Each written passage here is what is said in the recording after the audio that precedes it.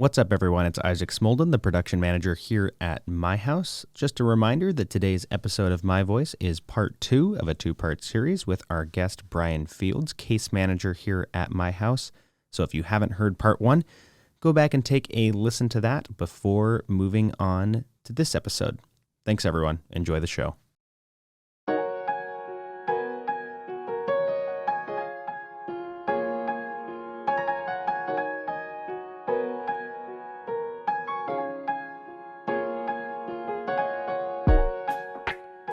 My Voice is a chance for those who have struggled with addiction, homelessness, depression, and domestic violence to have a candid conversation about their life experience, current situation, and future goals and aspirations. Every episode is conducted anonymously to facilitate a comfortable and safe place for guests to tell their story. We now join a My Voice conversation, already in progress.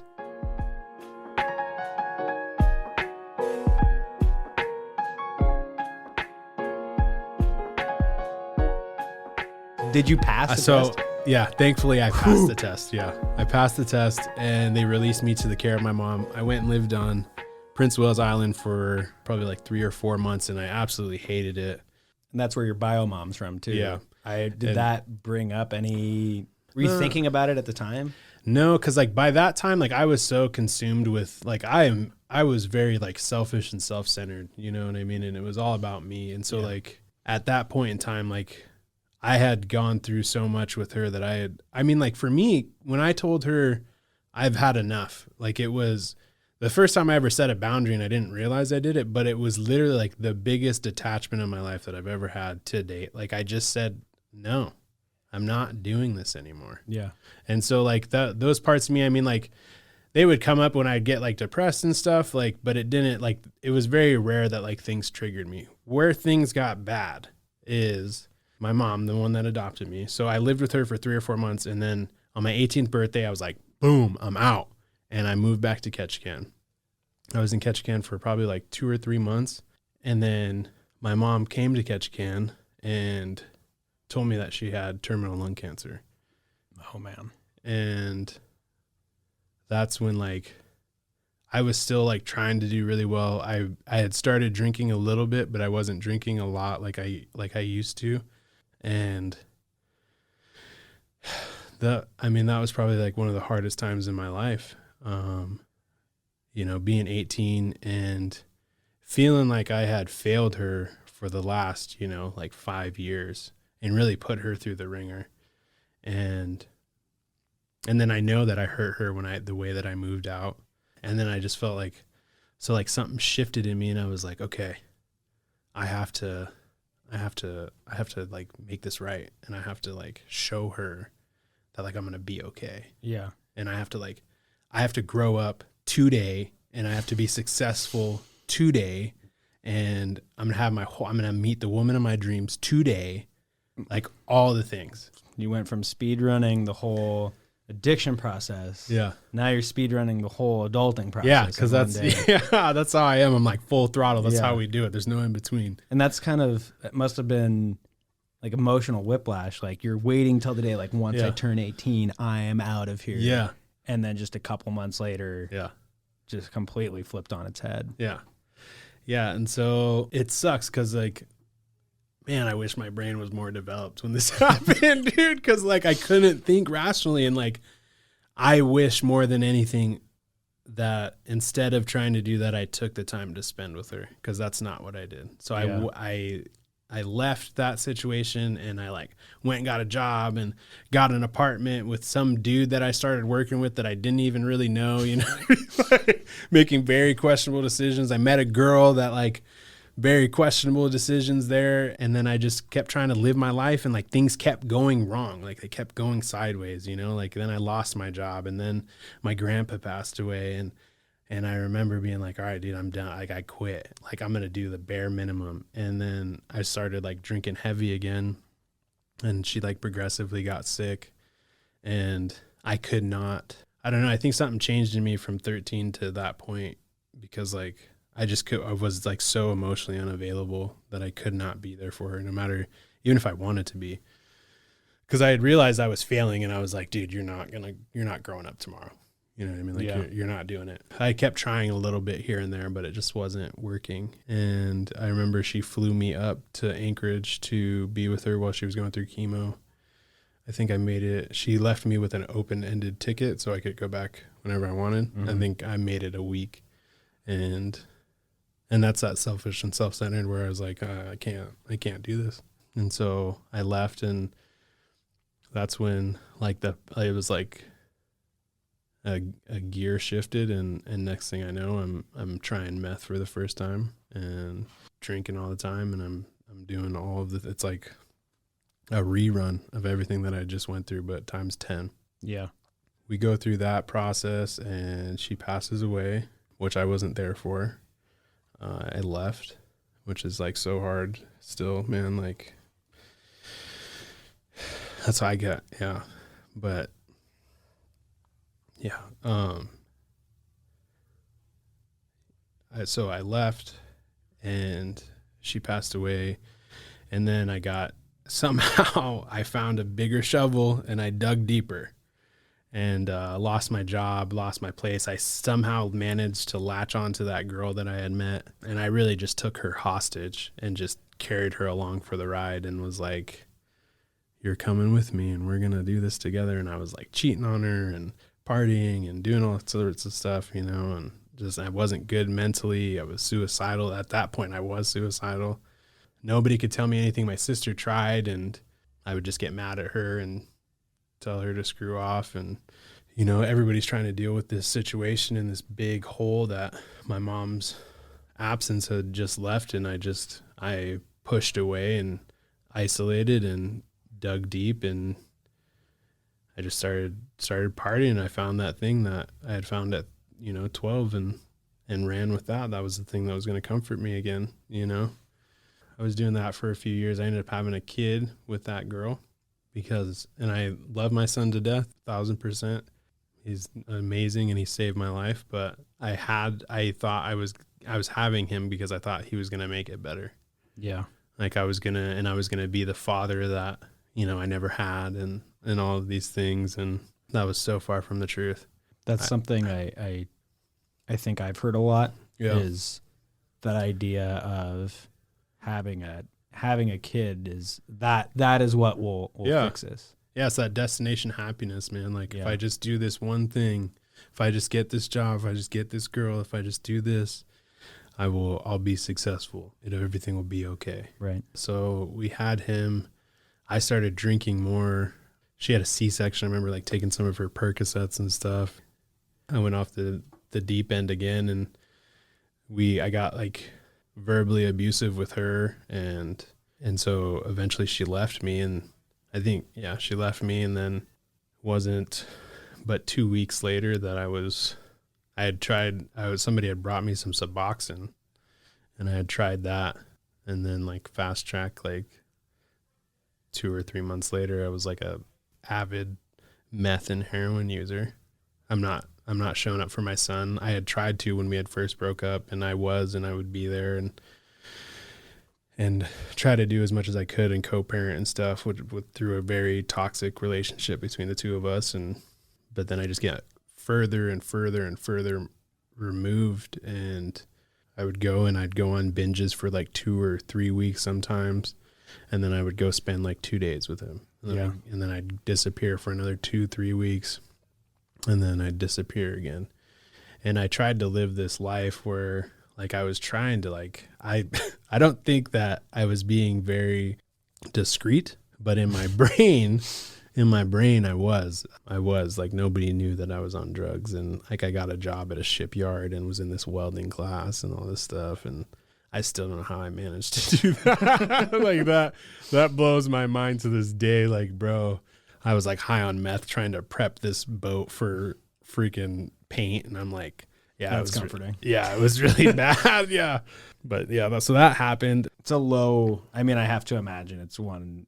Yeah. Pretty I didn't down there as far as low points go. Yeah. I don't know that. Like, so a lot of it like started when my mom died. Like I never dealt with that. I never even dealt with it when she was here and when she was sick. Like I just refused to deal with it. I was like, I'm not doing this. But there was this part in me that was always conflicted because I did go see my mom for the last week that she was alive, and I left the day before she passed. But before I left, I remember, and she was very far gone at this point, but I remember I whispered in her ear and I said, this isn't it for me, and I'm going to be successful. So throughout my life, even though like I was going down this like awful drug abuse and addiction and, you know, all of these things, like there was a part of me that wanted to like get rid of that, but I didn't know how, you know what I mean? In Ketchikan, there's not a lot of resources. And so I didn't even know what that looked like. The thought to me of getting sober never even crossed my mind. Like, that's not what it is, Brian. You just need to hold a job and show up every day. Right. That's what it is. And it turns out that being sober can be a decent part of that. Yeah, it could be. Yeah, it could be a good chunk of that. And but also this is familiar. Yeah. To a point. I mean, you're having struggles when you're really still just a child. Yeah. And this is what brought you that comfort and was that fallback. Right. And now you have probably the most traumatic, you know, life event. Mm-hmm. I have to imagine losing a parent. Like, yeah. And so this is where you can go to fall back on. You don't have another base to go to. Yeah. So again, now we can sit here and talk about, well, if Brian, you wanted a job, then you should have just got sober. Yeah. But in the moment, like this is the only logical path almost. Right. Yeah, it was. And it worked for a little bit, you know, like I said, I got a job at a shipyard and was in a welding class, and like I passed my welding tests and got qualified and was a welder for a short period of time, very short period of time. Yeah, I mean, like it blocked out all of that stuff. I stopped drinking for a point in time and just doing drugs because the alcohol would bring up a lot of that stuff, and I'd be a psychopath, like absolute psychopath. And then it all just came to a halt again, right? Like eventually it always comes to a halt. And I remember being so fed up, man. Like I remember sitting outside a bar, and my sister had been out at the bar at that same time, and I was like, I'm a heroin addict, like just screaming in the streets. Like that's how fed up I was. Like I was so done, like, and I didn't care, and I didn't want to live like that, but I didn't know what to do either. And so I had reached out. So she didn't believe me. She thought I was lying because she couldn't see it. Yeah. A couple weeks go by, and then it all comes to a halt again, and I'm homeless. I was just sitting in this bar, and I was like, dude, I had just detoxed for a week, and I was like, how I was going to celebrate being off of heroin was by going to the bar and partying. Cause look at me, dude. Yeah. I haven't done heroin in 7 whole days. Let's get wasted. And so I'm sitting in this bar, and I'm like looking around. And I'm like, I don't even know any of these people. Like, what are you doing here? This is not where you belong. You know what I mean? Again, this is not where you belong, Brian. And so I had texted my brother and my sister, and I just laid it out for him. And I was like, look, this is what it is. Like, I don't want to do this anymore. I don't know what to do. And then my brother called me the next day, and I was like, oh no, what did I do? He had offered for me to come up here and get sober. And I was like, nah, man, like that's for you. Cause he had come up here and got sober.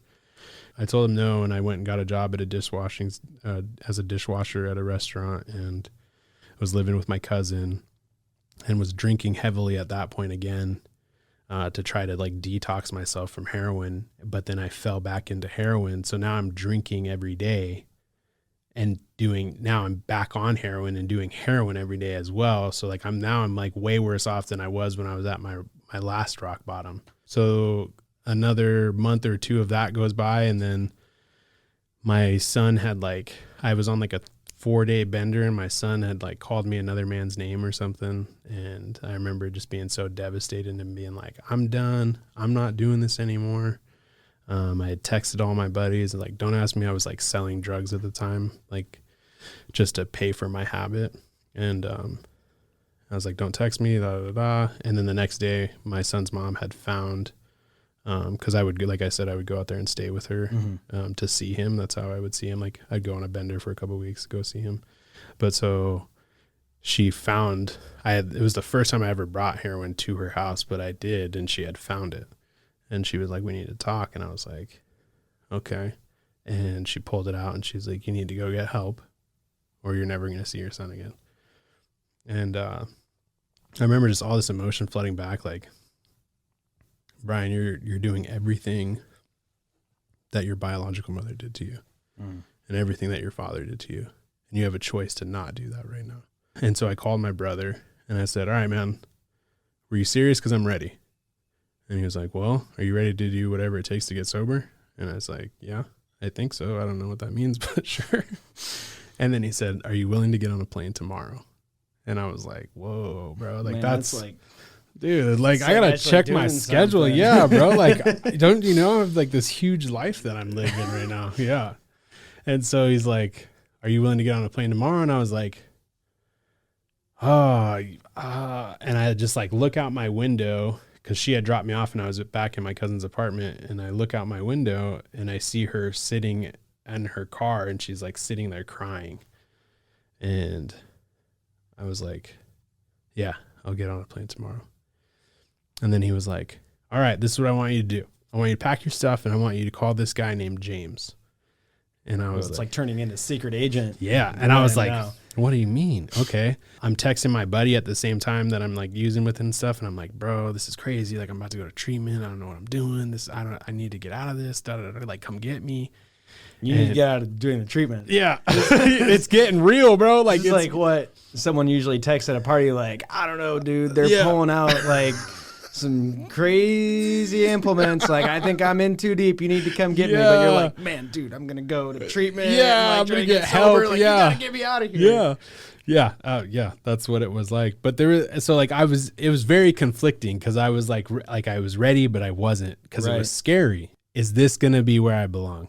Type of deal. Right. And so I get off the phone with my brother. I call James and I'm like, yo, James, my brother told me to call you. And he was like, oh, yeah. Okay, cool, man. Yeah, let me call you back. And I'm like, forget this guy, dude.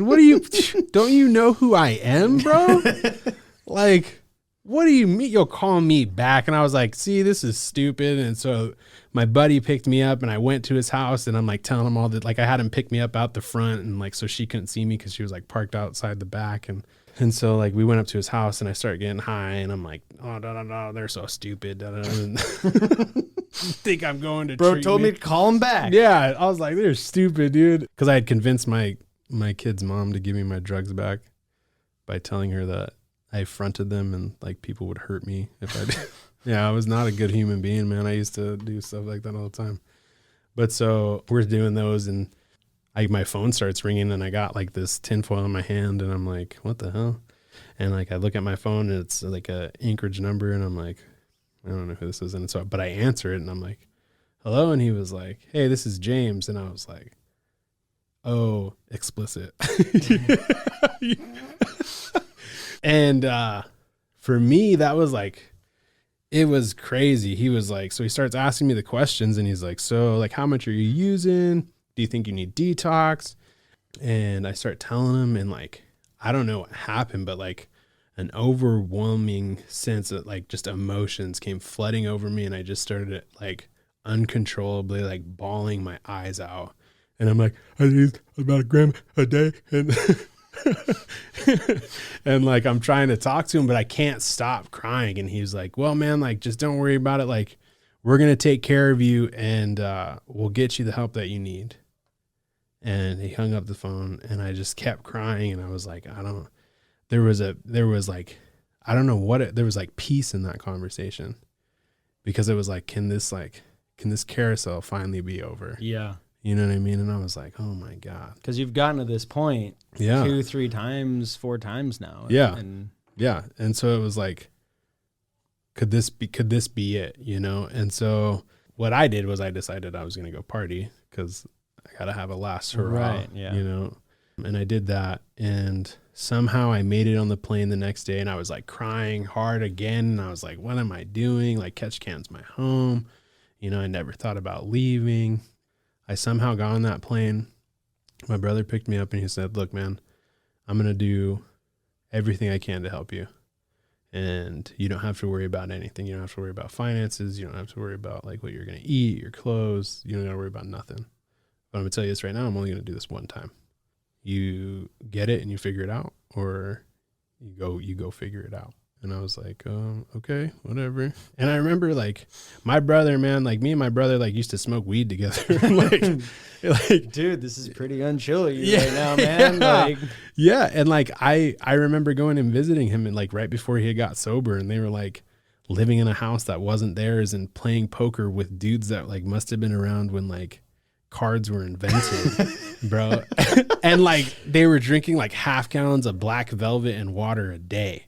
And I pull up and he picks me up and he's got like this $150,000 truck. It's like this tow truck and stuff. And he's like wearing a polo shirt. Yeah, like, bro. And I'm dress like, slacks. who are you and what have you done with my brother, dude? You know, he's got new teeth and stuff. I'm like, what is happening? And then we get to his house and it's when I met my niece Cadence for the first time. And he's got like this nice house and he's got a sitting room, and which I'd never even heard of before at that point. And I was like, dang, dude, like you really like turned your life around. Like you're not just like, I thought he was going to be like way different, but he was still my brother, but like his life was different. Yeah. And I was like, what the hell, dude? Like this is like, I'm in the twilight zone. And then I detoxed in my niece's room for the next week, and he dragged me all across Alaska. So he was a tow truck driver. He ran a tow truck company. And so he would go to like Homer and Valdez, and I thought he just wanted to spend time with me, but I think he was just scared to leave me alone. Yeah. So he drugged me everywhere.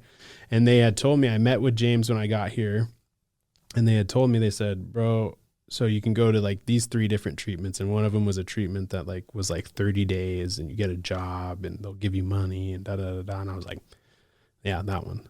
I want to do that. That sounds awesome. Yeah. I'll get some money and then I'll fly back to Ketchikan and everything will be great, right?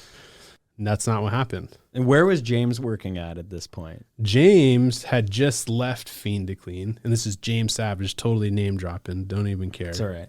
He was on MHP like a couple episodes ago. Yeah, you can go listen to James. Yeah. So he had just left Fiend to Clean and was working full time for Helpline Towing. Okay. But he was getting ready to start working at CITC, but he had it. So he wasn't even working in recovery services at this point. Like James's origin story. Yeah, it's dude. Like the TNR origin story. Yeah, man. Like, so it was really cool. And so someday we'll make a TV show about it. Someday when I have we have like a drone for the studio and stuff, we'll make the TNR origin story. Yeah, that'd be because you're about to, if I am correct, I think you're about to go to where all good TNR superstars go to for your job recovery thing. Yeah. Yeah. Going where Dr. Phil sends troubled kids. That's exactly where going I'm to the ranch. Yeah. To the pig farm.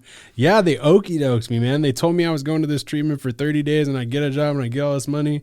And then right when I passed my UA, they were like, got on the phone and they were being really weird about it. And it was at night. And then, and then I go to sleep that night and I wake up to my brother in the kitchen, and he's like talking to somebody on the phone. He's like, yeah, I got all the paperwork right now. Yeah, I'll make him fill it out right now. He's going to fill it out. Yeah, for sure. He's going. Don't worry. He's going. And I'm like standing there like, what are you guys talking about? And I walk out here. He's like, hey, I need you to fill this out. And my brother is a very big man, and he's not a man that you really say no to. You know what I mean? So I was like, yeah, okay. And so I started filling it out, and I was like, what is this for? And he was like, so the thing about it is the treatment center that we were going to send you to just happened to close. And so you're going to Nugent's Ranch. And I was like, what is Nugent's Ranch, dude? And he was You're going to love it. Yeah, it's like, oh, don't worry about it. Just fill out the paperwork and we'll get through all of that stuff. And then they got really worried about me leaving. So like my brother had a job that he had to go do with somebody and he couldn't take me with him. And so he made James pick me up, and James had to babysit me for the day. And James is driving me around, and I remember being like, yo, James, so like, how long is this treatment? And he'd be like, yeah, so this one time, man, I was like doing this thing, and he would go on this rant for like 20 minutes, and I'm like, you didn't answer my question. Yeah, James. I was like, is this guy like crazy or something? And we would but he was good at it too, because he would get me talking about something else, and then a couple hours would go by, and I'd be like, James, so like, how long is this treatment? But like, how long is the treatment? Yeah, and he'd be like, yeah, so when I was with the Hells Angels, right? I'm like, what? What? And then he got me, I had to get a physical, but they couldn't get me in anywhere. And his wife at the time had worked at a chiropractor clinic. And so she got the chiropractor to do my physical. That does not sound. Are we allowed to say that? I don't know. Maybe we should cut Maybe that no out. names. You don't know what chiropractor it was. Good intentions. Good intentions. Yeah. At least the action followed with this Yes, one. Yeah. yes. So they got me the physical, got me all the stuff I needed, and they got me out to the ranch. And I was in treatment. I landed here and was in treatment within a week. And like now, like looking at it now, like that's absolutely amazing. Yeah. You know what I Especially mean? for, I mean, that's like something that we're just getting to now is like, oh, you come in today and Yeah. we can actually do something for you. Yeah. Like 1 week is. Yeah, this was 5 years ago. So I don't know. Like that wasn't, I remember going, like I remember getting arrested in catch can and stuff. And they'd be like, go get an assessment. And I'd go to like sign up for the assessment. I'd be like, all right, come back in 30 days. And then I'm gone. You know Yeah, what it just I mean? doesn't work. Yeah. And so it was truly amazing. And my time at the ranch was truly amazing. And it sucked sometimes, man, like real bad, but I found myself and I found where I belonged, you know, like I finally felt like I fit in somewhere. Like I didn't have to be anything else. I was like with people that were like me and some of them way worse than me, you know? And like, I didn't have to be ashamed of that stuff anymore. And I didn't have to hide who I was, you know, like me being black didn't have anything to do with nothing anymore. You know what I mean? Like it was just, it felt like I came home, Yeah. you know? And it was like truly amazing, dude. And so yeah, I mean, and then Bryan got super sober. Yeah. I mean, that, because it is a pig farm, right? Yeah, it is a pig farm. Yeah. And you grow, but then you also grow vegetables. Yeah. and So stuff too? they have like a greenhouse and they grow potatoes and freaking zucchinis. And I remember like the first couple months, like I was just like set in my ways and I was like, I ain't doing nothing, dude. Cause like I was really afraid, but like I always showed fear with anger. So I just Right. acted like I was pissed for like the first like 60 days. And, but I'll never forget, man, there's some humbling stuff when going and shoveling some pig poop at 6 o'clock in the morning. Yeah. Yeah. I don't know. Yeah. Again, not going to pretend like I know I haven't Yeah. been there. Yeah. But I would, yeah, I'd hazard a guess that Yeah. that'll probably give you some new perspective. Yeah. It was pretty, yeah. It was definitely, it was interesting too, because it wasn't just about going and helping those animals and stuff and feeding them and all that stuff. The other men in my treatment were like, Bryan, we need your help. You know what I mean? Like, we're a team here. Mm-hmm. You know what I mean? Like, you have to do this. Like, this is what makes us all be able to do these things. You know what I mean? And so like, so that was the first time where it wasn't just about Bryan, you know, and I didn't have an option to make it just about Bryan. Like, it was about something else and something bigger than myself. And then through that is where I ultimately like found myself. Yeah. It was a pretty intense experience. I remember like yelling and cussing and like hating, you know, the 80-degree days and on my hands and knees digging out potatoes and stuff, but it was also extremely therapeutic. Shout out to I guess they're not the ranch anymore, but they'll always be the ranch to me. Yeah. Yeah. So. And so then from there, I know you got started even once you were doing like, I guess it'd be outpatient work. You right away kind of got involved in homeless / addiction recovery services. Yeah. I didn't mean to. Whoops. So like the thought process of me like being like that thought that I had when I was 16 about helping people like went out the window because I'm like, bro, you became a heroin addict. You went to jail like 15 times. There's no way that you're gonna be of any help to anybody, right? And so like that thought I just went out the window. And when I was in treatment, I had decided I was gonna get out of treatment and I was going to go to NIT. And when I was in welding school in Ketchikan, I got qualified, but I didn't get certified. Okay. As a welder. And so I was going to go to NIT and I was going to get certified. I had called Carl and was like, hey man, I'm about to get out of treatment. I'm looking at my options. And he was like, oh yeah, da da da da, this is what we offer, da da da. And I was like, okay, I don't know if that's going to fit my schedule because, you know, like they have like requirements for their housing. Like you have to do peer support, you got to go to group, da da da. And I'm like, I don't know if that's going to work because I'm going to be in NIT for 10 hours a day. Mm-hmm. And he was like, all right, man, well, if it does, it does. If it doesn't, man, like just let me know, like whatever you need, I got you. And for me, Carl is to date kept true to that statement right there. Whatever I've needed, Carl has been there. Even if it's just somebody to like pick me up and like take me out in the middle of nowhere and like shoot off guns. Like, like he's been amazing person in my life. But yeah, so I got out and I went and lived with my brother and I was going to NIT, and Carl had called my brother and asked him if like what I thought about like being a live-in. And I was like, yeah, I mean, that would be cool. Cause I wanted to get out of my brother's. Like I had already, like my brother had been, you know, funding this whole thing. He bought me a ticket, was buying me clothes. For Christmas, him and his wife bought my son's like Christmas presents and sent them to them from me. Yeah. You know what I mean? Not from him, not, you know, that he flew them up here for Thanksgiving, I think it was, you know, and he had been there throughout the whole treatment process. He would come and visit me, like all the things. And so I really wanted to get out of there. And I was like, yeah, I think that could work. They'll give me like a stipend, da, da, da. And so I did that. And then Carl introduced me to Michelle and was like, hey, you need somebody for the My Courts thing.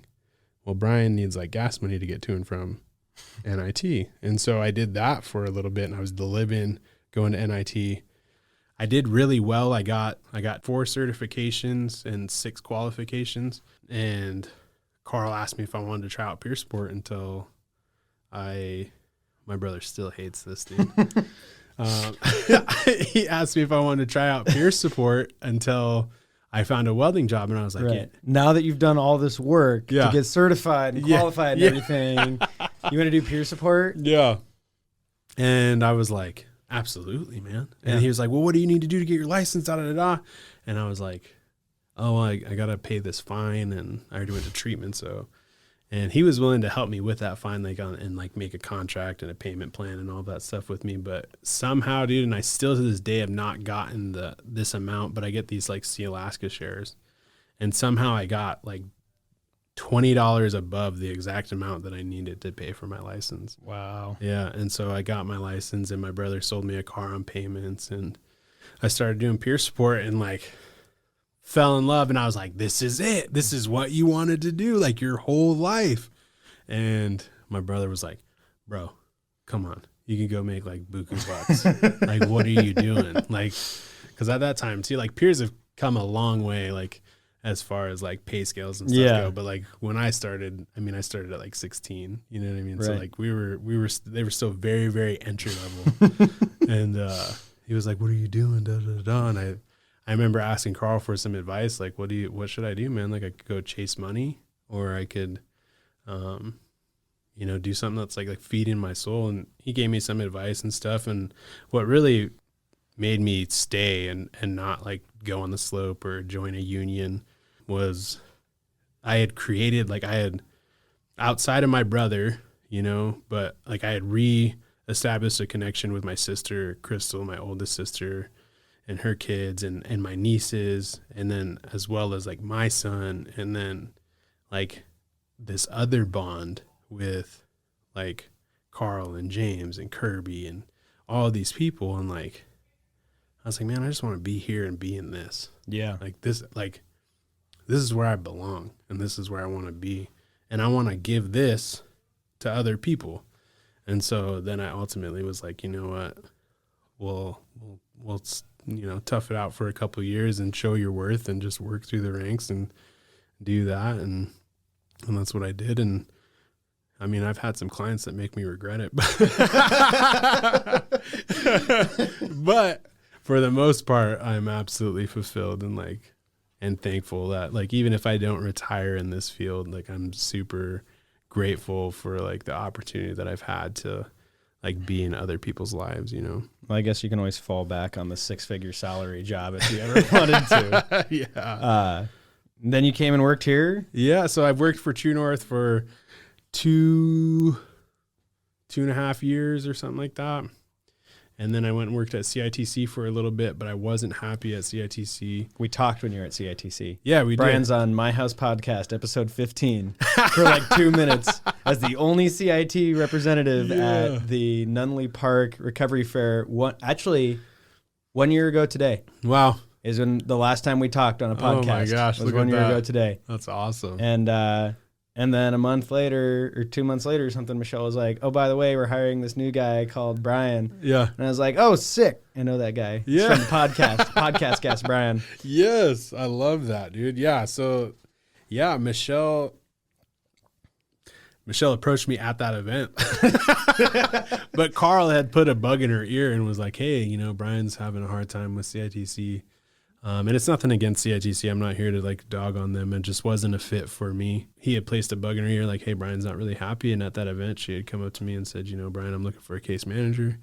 Let me get your resume and let me know if you're interested." And then like, I remember, man, like that was like so cool for me because then there was a couple other organizations that wanted to hire me, and it was like, You're a big free agent that summer. yeah, dude. And I was like, dang, man, like I've always gone through the like. I remember my sister used to say, she'd be like, "Remember, Brian, when you go into an interview, they're not interviewing you, you're interviewing them." And I'm like, yeah, that sounds cool, but like, I need a job, bro.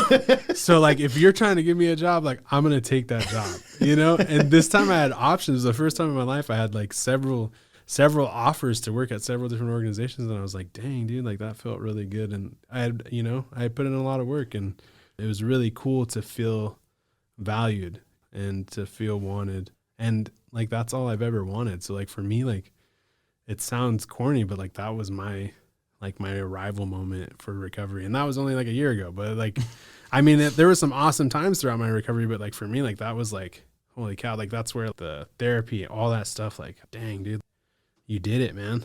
Even if like I said, even if I don't retire here, like even just being in a position like that, come a long way from drunk falling asleep under pool tables, you know. And you saw a Raiders game. And I saw a Raiders game. There I you got go. I got engaged this year. Congratulations. Yeah, in thank Hawaii, you. not In a big Hawaii, deal. yeah, man. At the Seven Sacred Pools. With the TNR wedding / engagement, Yeah. spectacular, Yeah. extravaganza. Yeah, I got to be in my best friend's wedding, got to be his best man. Yeah, I mean, life has gotten like leaps and bounds better, man. And yeah, I can't tell you like how grateful I am for the life that I live today. It wasn't always easy, but it was definitely worth it. Thank you for listening to today's episode of My Voice. For local services here at My House, please call 373-4357. That's 373-HELP.